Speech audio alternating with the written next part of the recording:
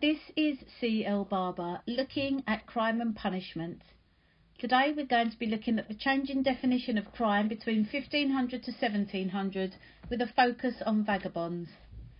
Hopefully by the end of this presentation you should be able to understand reasons for why people became vagabonds, explain reasons for why people were scared of vagabonds, and analyse how the treatment of vagabonds changed depending on who was the monarch at the time.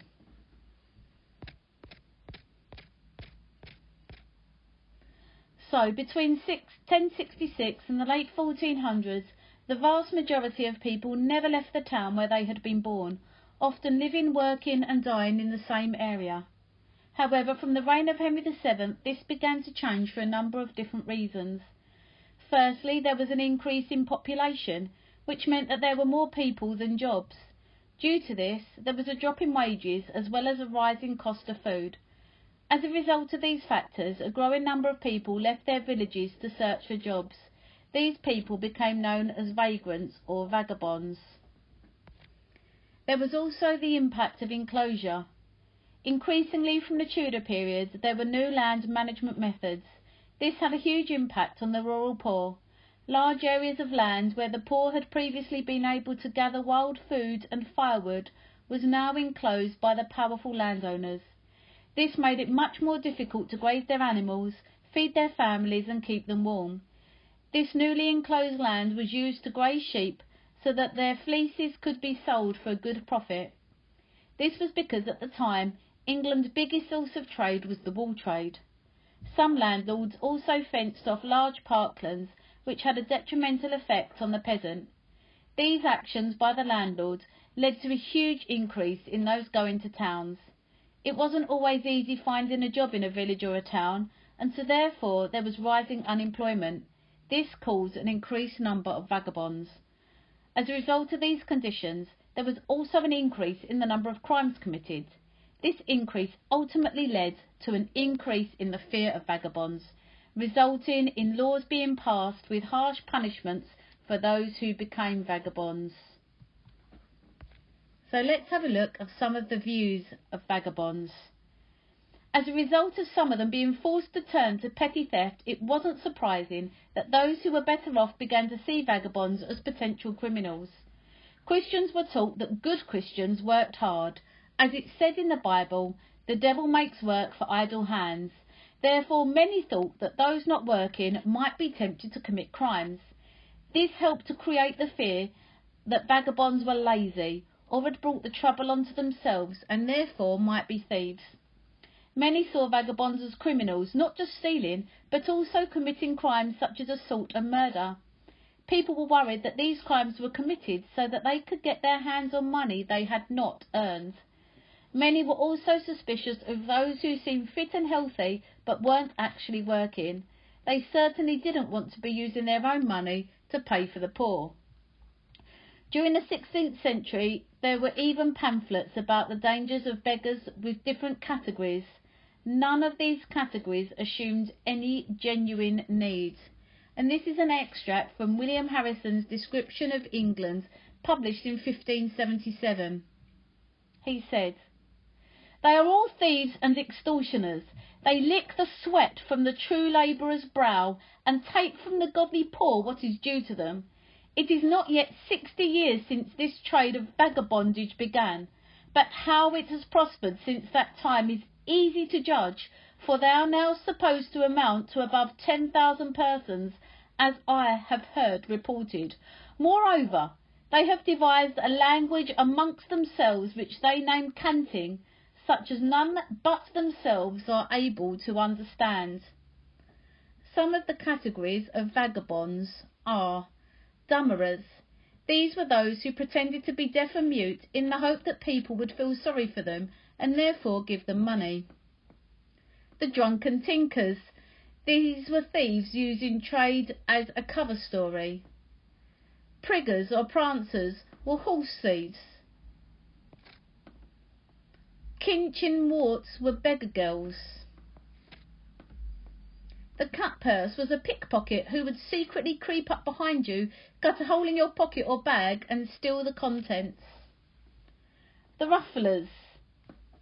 These were ex-soldiers who beat people up to get their purses. And lastly, the sturdy beggars. These developed their own language called canting. They used to speak this secretly to other thieves on busy streets. Some canting words managed to work their way into everyday use. For example, we now use their words of booze, which meant alcohol, peck, which meant food, as in you're in the pecking order, or peckish, and lift, which meant to steal. As the number of sturdy beggars increased, they became one of the ruling class's biggest headaches. It was thought that they were behind all sorts of crimes, which is why in 1531 the government took firm action. So, the government's view on vagabonds. During the 16th century, the government took different measures against the vagabonds. Many citizens lived in fear of the tramp, and the laws against the vagabonds by landowners and the government show that they believed that vagabonds were to blame for many different crimes. Pamphlets also helped to stoke the government and public fear of vagabonds. This led to laws being passed to deal with the perceived threat. So, Henry VII. Under Henry VII, the number of poor people increased. Henry VII banned his rich barons from keeping their own private armies to stop them from being a threat to him. As a direct consequence, many men lost their jobs as soldiers and retainers. To compound this, many large landowners started to keep sheep on their own land rather than allow tenants to hire it and grow crops. This meant fewer jobs as tenant farmers and their workers and families, as well as the retainers, had to leave their manors to fend for themselves. Both of these led to an increase in vagabondage, which in turn led to Henry VII dealing with this through a change in the law. In 1495, Henry VII and Parliament enacted the Vagabond Act. This provided for officers of the law to arrest and hold all such vagabonds, idle and suspected persons living suspiciously. They would be taken to the stocks for 3 days and nights, where they could only have bread and water. After the 3 days, they were set at large and commanded to avoid the town, with the idea that they would return back to the place of their birth. Under Henry VIII and Edward VI, there were further changes. The situation with vagabonds increased when Henry VIII and Cromwell closed the monasteries. This meant that the increasing number of poor couldn't even go to the local monks for their handouts. This led to an increase in the number of poor people who were wandering the streets, searching for food and for shelter. These were now a mix of unemployed soldiers and farmers, women and children. There were a small minority who were fit enough to work, but ended up finding crime easier than finding work, and these became the sturdy beggars. From 1531, unemployed men or women found begging or vagabonds were whipped until their bodies be bloody, and then they were returned to their birthplace. This led to the 1547 Vagrancy Act. The terms of this act were very harsh. If an able-bodied man was without work for more than 3 days, then he was considered a vagabond, and he was to be branded with the letter V. They would then be sold as a slave for 2 years. The second offence would lead to slavery for life or execution. This sentence was seen as being so severe that the punishment was not always carried out, and in 1550 the act was repealed. Under Elizabeth, in 1572 an act was passed. The first offence resulted in whipping and burning through the gristle of the ear with an inch-thick hot iron. The second offence was execution. In 1576, houses of correction were built in every county to punish and employ persistent beggars. In 1593, the 1572 Act was repealed, as it was seen as too harsh, and vagabonds were now treated as they had been in 1531, where they had been whipped and returned to their place of birth. During the 1590s, wages were at their lowest point since 1200. This had led to the number of vagabonds rising to 555, which led to it being a focus of law and order at this point for Elizabeth. In 1597, there was an Act for the Relief of the Poor. The Act for the Relief of the Poor included harsh punishments to act as a deterrent to vagrants, including whipping and burning the ear using a hot iron. Lastly, in 1598, vagrants were whipped and sent home. If they did not mend their ways, they could be sent to a house of correction, be banished from the country, or even be executed. By 1601, the Poor Law was passed. The 1601 Poor Law aimed to make the system for dealing with vagrants a little bit more consistent. All local parishes were now supposed to provide poor relief to anybody who was not physically fit to work. This group was called the deserving poor and included the elderly and disabled.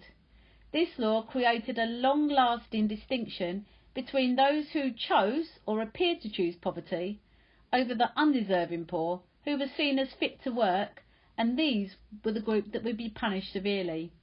They could be branded or whipped, or sent to one of the recently opened houses of correction where they would be forced to work.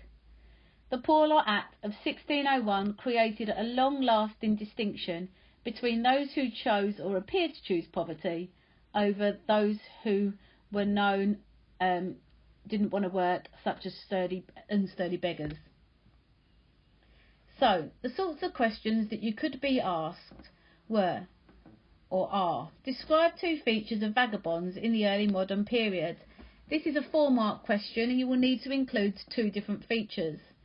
For feature 1, you might say that there were many homeless for reasons out of their control, and then you could give some examples, such as the reducing of personal armies by Henry VII, the dissolution of the monasteries, the enclosure laws, law wages, rising prices of food, etc.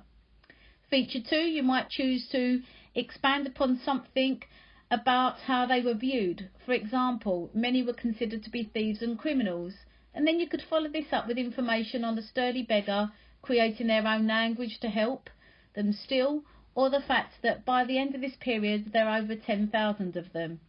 You could also talk about the changing laws and the harsh punishments that they were forced to endure. Another type of question you could get is something like, explain why people were worried about vagabonds at this time. You may use the following in your answer. Then you'll be given 2 bullet points. So, for example, idleness or fear of crime. So what you would need to do is you need to write 3 paragraphs that follow the structure. You need to give 1 paragraph, 1 point to start the paragraph, Then you'd use evidence to support your reason, and then you'd explain why the evidence is important and how it relates back to the question. You'd make sure that you did this 3 times. When looking at vagabonds, as well as addressing key features and why people were worried, you also need to think about what role various factors had in the growth of vagabondage. For example, you could include the church and the fact that the Bible taught that the devil makes work for idle hands, and the fact that those not working might be tempted to commit sins and turn to crime.